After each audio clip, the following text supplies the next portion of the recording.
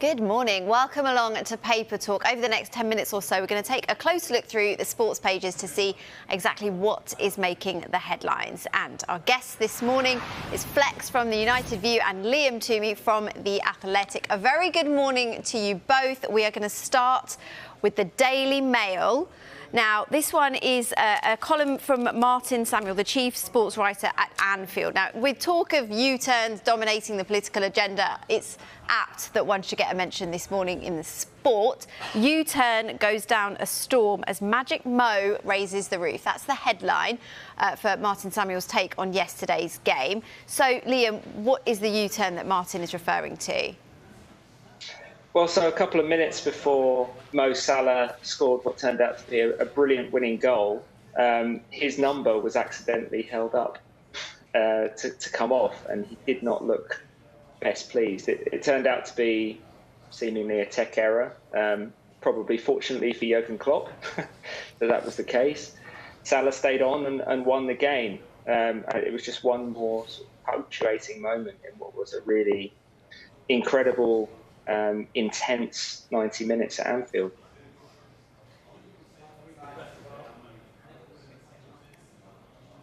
I think when Mo Salah signed his new deal, the will he, won't he sort of thing in the summer was a big theme.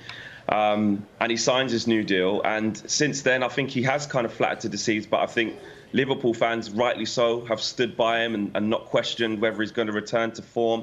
Obviously, getting such a quick hat-trick in midweek against Rangers. And this is his first Premier League goal since August as well. So they're right to be patient with him. And I think Mo Salah also showed, in terms of, talking about U-turns, it wasn't just that substitution. He also showed that he still possesses it on the big nights. At any moment, Mo Salah is capable of doing incredible things. And, he missed one just before that earlier in the game against, one-on-one against Edison. And it certainly wasn't going to happen twice, as Jurgen Klopp alluded to in his post-match press conference. So kind of two U-turns there. One in terms of the substitution, like Liam just said, but also potentially in Mo Salah's upturn in form, hopefully, for Liverpool fans. Yeah, you should never discount Mo Salah. I mean, you should never take him out of your fantasy football team and maybe put Kevin De Bruyne in instead. I don't know, which is exactly what I did. Lost a lot of points this weekend. Right, what else does Martin talk about in this column? There's a few other bits, isn't there, Flex? Yeah, there is. He goes on to speak about Arsenal, actually, and I kind of predicted this would happen when I was sort of doing some predictions before this round of Premier League games. And he goes on to say that Arsenal are actually the real beneficiaries of what happened at Anfield last night. Yes, their Invincibles tag is still intact because obviously Manchester City, should I say, have been beaten. But he goes on to say that they've been labelled as and painted as mere placeholders for Manchester City this season, which Arsenal fans, I suppose, would maybe take thus far. But now there is a gap. There is a 4-point gap at the top of the Premier League. And Arsenal, in my opinion, I think should absolutely be taken seriously for this title race. Yes, Liverpool can have an upturn in form, and there's an awful long way to go. But Arsenal, would have been looking at that game. They got a 1-0 win and managed to hold on against Leeds. And now there's a gap there. So Manchester City, make no mistake, are chasing Arsenal until they're not. So that's another thing that Martin went on to talk about, the fact that Arsenal were actually probably the biggest beneficiaries of what was a pulsating and really fast-paced game, like a throwback game between arguably the two best teams in the league. But Arsenal fans have a right to say, well, hang on a minute, currently we're the best in the league. We sit top 4 points clear. Yeah, you're not wrong. OK, Liam, let's throw it back to Liverpool. Do you think that this massive result will kickstart their season? I think in the sense that they needed something to galvanise them emotionally. This has always been a really emotional team under Jurgen Klopp. Of course, a brilliant technical team.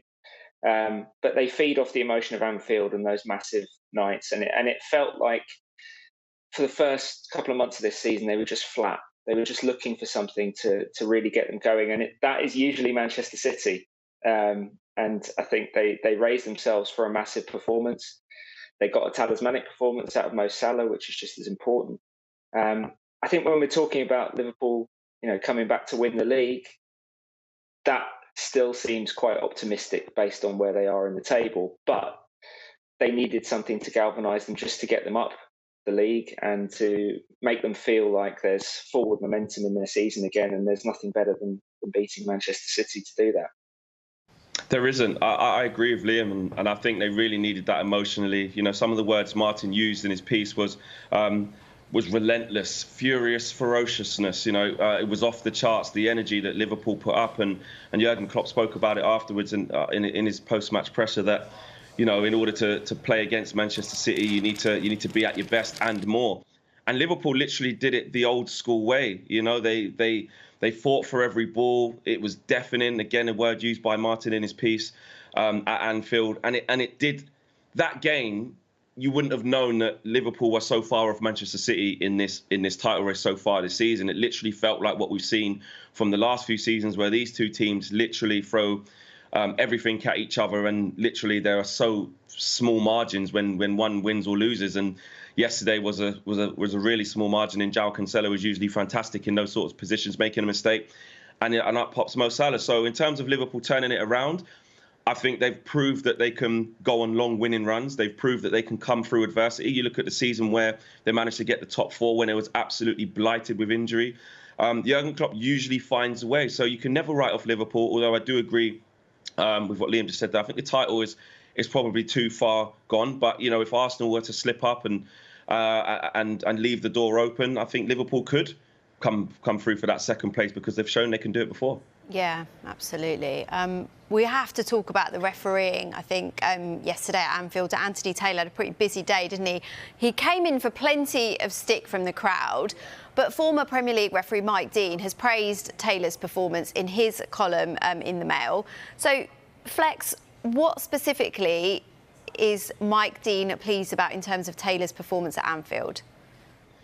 I think from the referees union, because obviously Mike Dean would be part of that, I think he will be pleased with the fact that he let a lot go. There was a lot of fouls.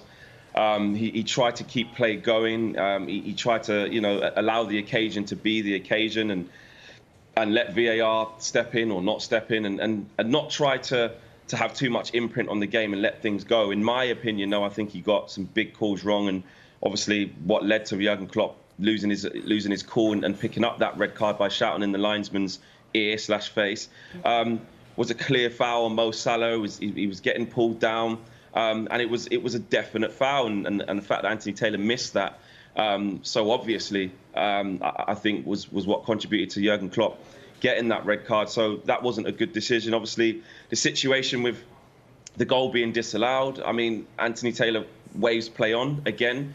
He's trying to let the game be physical. He's trying to let others intervene if he's made a clear mistake. So you have to look at VAR for disallowing that goal and not Anthony Taylor. So I think those are the sorts of things that Mike Dean probably would be alluding to. But I do think he made quite a few mistakes yesterday. I think the one thing that would intensify fan criticism of Anthony Taylor is to have a former referee backing him effusively in a national newspaper column, because that seems like supporters' perception of referees, that, as Flex says, they stick together, whatever happens. Anthony Taylor's not a broadly popular figure. I know he's unpopular with Liverpool fans. He's certainly unpopular with Chelsea fans, I know from my job. But games like that are extremely difficult. I think that's a fair point that Dean makes, that when it's that hot an atmosphere, when the game's being played at 100 miles an hour, it's very, very difficult to get every single decision right. Of course, that's what VAR is there for. And we've already seen many, many flaws in that system that only really increase the level of frustration, I think, from supporters, because now they expect a higher standard of decision making, and they're not necessarily getting it. But Taylor will continue to get these big games. That much is clear, because he's the only English referee that's going. Sorry, him and Michael Oliver are the only English referees that are going to the World Cup in Qatar. So he is regarded as the elite of the elite in this country. Well, I've got a feeling that Anthony Taylor's performance might pop up on Ref Watch with Dermot Gallagher later at 11:30. OK, this next story may make Manchester City supporters feel a bit happier today. Spanish newspaper Marca have got an interesting story concerning Premier League champions and Kylian Mbappe. Liam, what can you tell us about this story? Yeah, so as we know, marca are often used by Real Madrid to kind of set out their official position on big transfers. And this story essentially says that Real Madrid aren't interested in Kylian Mbappe right now. He might have buyer's remorse over that massive contract he signed at PSG in the summer. He might be sort of casting admiring glances in Madrid's direction now, but apparently they're not interested. We'll see about that. And on the Haaland front, it claims that Real Madrid are not even looking at Erling Haaland until 2024 at the earliest, which is when this supposed non-Premier League release clause kicks in. And in the meantime, Madrid are going to focus on their own younger talent and kind of bide their time. We'll see how that goes. There's always a lot of posturing in the Spanish media and from Madrid themselves when it comes to these big deals. I'm sure if they actually got a chance to sign Mbappe or Haaland before then, they would absolutely jump at it, because Madrid are always in the business of getting the best players in the world. Don't believe it, Liam. Don't believe it. This is Real Madrid. Like you just said there, if they get an opportunity to sign Kylian Mbappe anytime soon, they will be all over it. I mean, it's a staggering situation with Kylian Mbappe himself doing a will he, won't he, a saga that was drawn out. Will he stay? Will he go? Decides to stay. And then a barrage of news suggested he could be gone in January. And if Kylian Mbappe picks up the phone and rings the Real Madrid president and says, listen, I made a mistake. Sorry, last summer. They will find a package for him with an aging Benzema as well, who is still obviously a fantastic player and still producing the goods. But you would argue that there's something there. And Real Madrid are never shy of recruiting another Galactico. And the same with Erling Haaland as well. I know there's a lot of rumours, like Liam said there, about a release clause, and Pep sort of denied that, and so on and so forth. But again, if any of those two players become available, I think Real Madrid will be right on their tails for that. OK, we have come to that part of the show where we're going to talk about Manchester United. Flex, you thought you got away with it. Moan United is the Daily Mirror's take after that goalless draw with Newcastle. We saw referee Craig Pawson surrounded by United players during the match. So who is doing the moaning, Flex? That's what I want to know. I would be lying if I said on a personal note, walking out of the stadium, I wasn't doing a little bit of the moaning. There was a lot of, frustration in the stands yesterday because we couldn't win the game. It was a game that Manchester United could have lost. Joe Linton with two big chances in quick succession. That was Newcastle's best chances. And right at the death, Manchester United creating two big chances that fell to Fred and Marcus Rashford. And obviously, I think when you don't win games like that, they are frustrating. They can feel like a little bit of a loss. But I think that the lacking quality in depth, strength in depth for Manchester United right now is there to see. Christian Eriksen was missing from the side, I think, through illness. There was no Scott McTominay, and that left the reins to Fred, who was playing further forward and arriving late and operating in the final third. And it just wasn't the game for him. And technically, probably isn't the position for him.